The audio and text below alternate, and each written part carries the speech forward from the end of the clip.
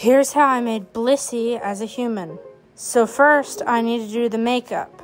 So I made this cute little blushy pink look. And then I was like, Blissey always gets beat up in battle, so I added a shiner.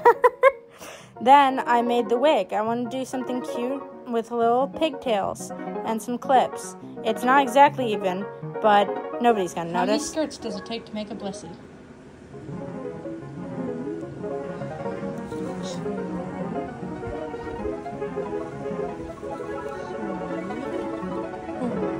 As you saw, that was me working on the clothes. So for clothes, I want to do like a kind of Mori Kay kind of vibe, but pink.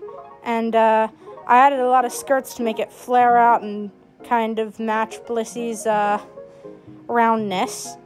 If you have a petticoat, I recommend adding that. And yeah, that's Blissey as a human.